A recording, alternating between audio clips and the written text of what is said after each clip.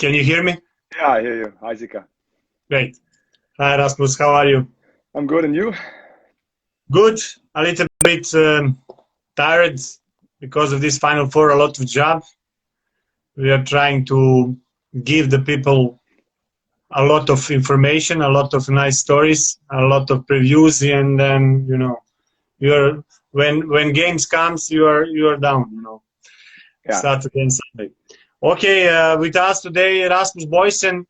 I will tell you handball influencer. That is the right I think name for him. And the first question will be: we know what are you doing as a handball influencer? You are giving the handball world a lot of useful information. But how is going with Rasmus Boysen as a handball player?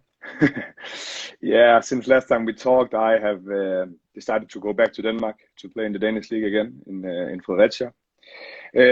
Our season is unfortunately over because we didn't manage to go to the playoffs, which was a great goal for us. But we managed to stay in the league, which also, of course, was a great goal. I'm happy to be back in Denmark also due to the conditions with Corona and my family and everything like that. So at the moment we are just trying to develop and to be ready for the next season. Hopefully we can go to the playoffs next season. To go to the top 8 is of course a big goal for our club, and I think we have done some great signings for the next season and are in a good development. So I'm pretty satisfied with everything at the moment. But of course, also nice to get a little vacation and to have the possibility to follow the Final Four, of course, also some of the domestic leagues and Olympic. Hopefully this summer is also very nice. So at the moment everything is good. Never-ending season. This will be a long handball summer. For top handball stars and also for handball media and handball journalists, we will have a lot of job to do. Yeah, true. Okay, we will focus on Final Four in Cologne, of course. But first, I would like to hear from you. Who are the biggest disappointments for you in this Champions League season? Yeah, I think it's quite difficult because I had some disappointments. Of course, I think that in the group phase, Zagreb, which is a very great club, also in the history of Champions League. They had a very difficult group phase and got the 0 points. Of course, that's very disappointing for me. Also because I know that they have a lot of great players and they have developed several great players throughout time. So that was a big disappointment for me. And I also have to mention Veszprém, of course. It's always disappointing for them when they don't go to Cologne. So that's also a big disappointment. Also the fact that I think they didn't play that well, and now they also lost in the Hungarian final against Szeged. So that's maybe the biggest disappointments for me out of a club issue. Yeah. Okay. Tell me, how did you see this success of Nantes and Aalborg? Yeah. Two teams who are, of course, underdogs. Maybe, I don't know. They are, but they were also on the way to Cologne, but they managed to qualify. How did you see both teams?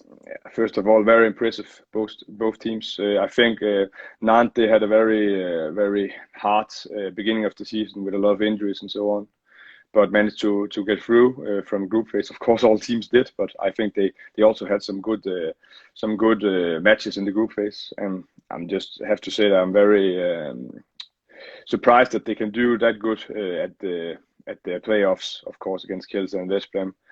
I think Emil Nielsen, the Danish goalkeeper, has been amazing. But to be honest, I think that it seems like they have a very good team, good teamwork. They have a lot of great players, also some young guys, who have surprised me a lot, I think. So, and I think that's probably the same with Aalborg. Also a lot of good young players and a teamwork. They don't play that individually. They play with a lot of speed also, and of course when you defeat both Porto and Flensburg, you also yeah, you're good enough to be in the Final Four. And I like that new teams going to the Final Four. And of course, a Danish team is very good for the Danish handball, which I of course also like. So for me, it's nice that yeah, you don't have to have all the great players of the world, all the stars. You can also play like a team, and then when you're do it very good, then you can go to the Final Four. So yeah, nice work also from the coaches of those teams. Yeah. You mentioned Emil Nielsen. This Cologne could be also a fight for the second position, #2 in Olympic team of Denmark between Müller and Nielsen. How do you see this? Yeah, it's very difficult to say. We have their performances in Nantes, in Cologne could be decisive in that way. Yeah, of course. I don't think that's the only decisive thing. I think it's a long season, of course, and both players have been great, I think, and it's it's actually insane that we in Denmark have all these great players on the goalkeeper position. Of course, Jannik Gren has also done a very good job with Magdeburg recently. What is your favorite for the position #2, or what do you think who will be the #2? Maybe better question. Yeah, I think maybe Kevin Müller will be the second choice, but for me, I would choose Emil Nielsen also for the future, and I think that throughout time it has shown that when some of the very talented goalkeepers they get some experience early. You also saw that with Niklas Landin in Denmark. He got his debut very early. I think that they will in 2, 3, 4 years have a lot of experience. So for me, no matter if it's Kevin Müller or if it's Emil Nielsen who will get the chance to go to the Olympics, I'm pretty sure that they'll do very good. So for me, to think about the future is also very important. So I would choose Emil Nielsen.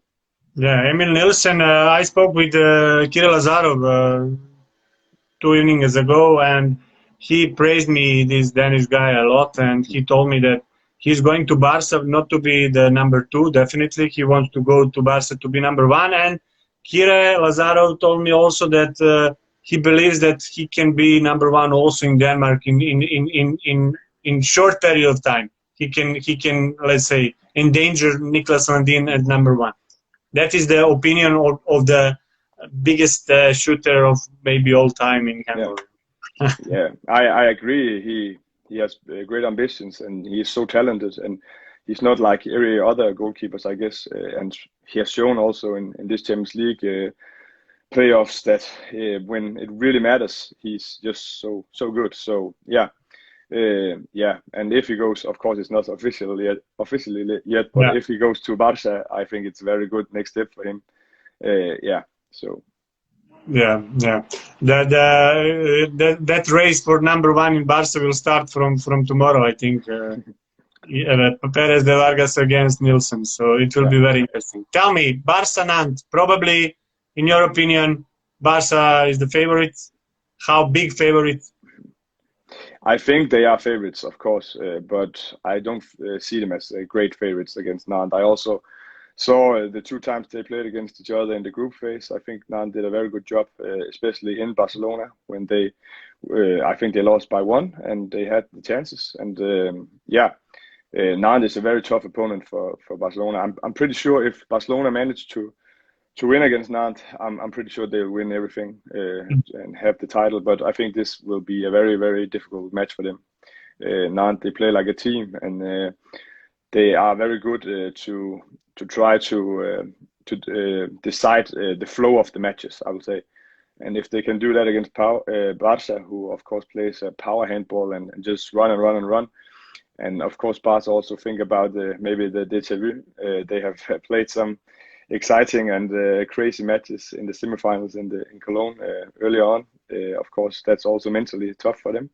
But of course, I see Barca as the favorite. I think they have star players. They have they have several good players. But to be honest, I also see Nantes having a great chance because they play like a team and they don't have the same pressure as Barca. So I'm really looking forward to this match. Barca will be in a specific moment. Xavi Pascal is going out of the club after 12 years. Not only him, some other important guys are going. This will be the last chance for them to win. Do you think that that can be advantage or disadvantage for this Barca team in the moment when you know that that coach is already ex? And yeah, how do you see? it's difficult to say. I think actually from Xavi Pascual's point of view, he don't have the same pressure as he has in some of the other seasons, because now he don't have to like play for a new contract, so to say. So I actually think it's an advantage for them. They don't have the same pressure, and of course everyone would like to end this story with a title. But of course, it's also always a pressure to play in Barcelona. It's the main goal for them to win the Champions League, and now it's several years ago. So, but of course, Xavi Pascual knows how to do it. He has won in Cologne 2 times. So, but of course, I think it will be an advantage that they know what's going to happen next season. It's not the same pressure as usual. Yeah. Okay. PSG with Karabatic is something different, but let's say probably you will agree with me that Luke Steins is one of the hits of the season.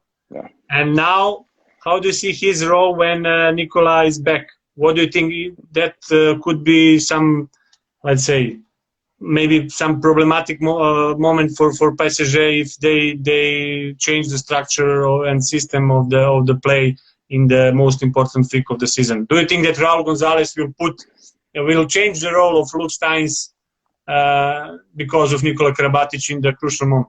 Or yeah, I don't think so, because time had showed that it's really very important for Paris Saint-Germain to have this kind of playmaker who has some speed, who can create speed for the backcourt players, the backs, and I think of course Nikola Karabatic he's maybe the goat of handball, so he has to play some parts of the matches, but he can also perform well at the left back. So I think that Raul Gonzalez will stick to the plan, and this season has shown how important it is for them to have a player like Luke Steins who has completely made the attack of Paris totally a new system, as you said.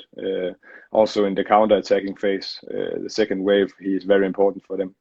So for me, I think it's if he plays a normal match, he will play a lot of minutes in the matches in Cologne, Luke Steins, because he brings some very good things for the attacking phase of Paris Saint-Germain.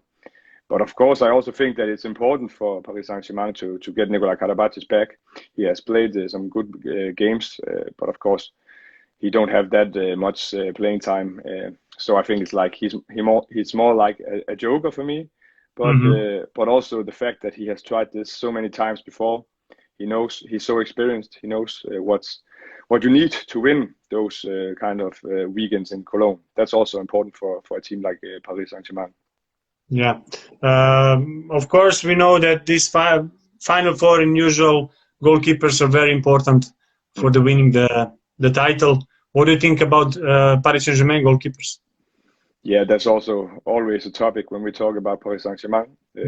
For me, they have some great goalkeepers, but of course, I don't think they have like the top 10 goalkeepers in the world. Vincent Girard has done great in the Champions League earlier on, won it with Montpellier in 2018. So of course he knows how to do good, but in the recent years he has problem with the consistency. I think he could play a very good match in Cologne, but will he play 2 good matches? I don't think so. And as you said, it's so important to have great goalkeepers. When you look back on some of the other events in Cologne, almost every time it's the goalkeeper duo who performs best who win. So I think that's maybe some of the biggest weakness for Paris Saint-Germain. That's okay. They have great goalkeepers, but they don't have like top. Yeah. What is the biggest strength of Aalborg? Oh, Aalborg, they need, of course, they just like I mentioned with Nantes, they are a team. They have several good players. they have played a great season, and their chances is to play very good defensively and then get some easy goals in the counter-attacking. That they have been great to do that in this season. Offensively, they need to make very few errors, because I think Paris is very great to go on the counter-attacking phase. So for me, it's very important for them to play very structured offensively, and then play hard and good in defense. And hopefully for them, they can have some great goalkeeping performances throughout the weekend. And of course, I think they have a chance. You know, when looking back at the Final Four, you never get the usual suspects to win it. So for me, I don't think that the final will be Paris against Barca, because always something is happening at the Final Four in Cologne. Definitely. Now people start joking why they need Palmerson and why they need Mikkel Hansen. They're good enough, even like in this roster. What do you think about it? Of course, it's a joke. Yeah, of course it's a joke. Of course, it's very nice for Aalborg to get these kind of reinforcements in the next seasons. But also, of course, I think that it's very, very good for the project that they already now succeeded to go to the Final Four. Of course, in a couple of years they will also have. Of course, they can win this season, but now they have the goals in the future to win it, and that's very nice for a Danish team. I'm so impressed of how they have worked in Aalborg throughout the years. They built every season. They get better and better and better, and now they have the chance also with, of course, some more financial strength to get players like Palmerson and Mikkel Hansen. And I think the signing of Mikkel Hansen was, of course, the beginning. When you sign a player like him, a lot of other players look at Aalborg and think, okay, I would like to be a part of that project. And there's really some big support in the town of Aalborg. They have 5,000 fans every time they play. And I think it's very good for Danish handball that we have a club like Aalborg who can perform that well in the international competitions. And hopefully some other clubs could also try to make the life hard for Aalborg. And the fact is that Aalborg not yet has qualified for next season in the Champions League. So I think the Danish league is very strong, and that's also a very good thing for Aalborg, that they have a lot of tough matches in the Danish league. And of course the French league is also very, very strong, but the fact is that Paris Saint-Germain has had a really easy season, to be honest, in the French league. So the only chance for Nantes is to win the Champions League to play in the next season through the wild card, because Montpellier will play as a second team probably. Yeah, you never know. You never know. You never know, yeah. But also Aalborg could win on that way, could win the wild card if they lose domestic title. Yeah. Okay, tell me for the end your prediction, who will win and who will be the MVP. Veselin Vujovic told me MVP will be Dikaman and Barca will win the title. Yeah. And Veselin Vujovic, he was so right in 2016 when he mentioned Kielce will take it, and in the last year when he told me Kiel will win, and Kiel won. So yeah, he's a clever guy, Vujovic, you know. Yeah, I think it's very, very difficult, but of course it always is when talking about predictions for the Final Four. So when Vujovic says Barcelona, I think he's very right that if they win, they'll need to have a good Dikaman, because I've seen some of the matches when it's very important, both in the championships for the national team and also for Barca in the Final Four, that he has not performed as well as I thought. So it's very interesting to see if he can do that this time. But I can't say Barcelona when everyone else does it, so I will say Nantes. So I think that will be a great story. So Nantes, and then if Nantes has to win, they need Emil Nielsen on top. So I will say that if they win, he will get the MVP title. Yeah, great, great. Okay, thank you very much. Enjoy the handball weekend and keep a good work. Yeah, thank you. You too, Zika. Thank you. Bye. Bye bye.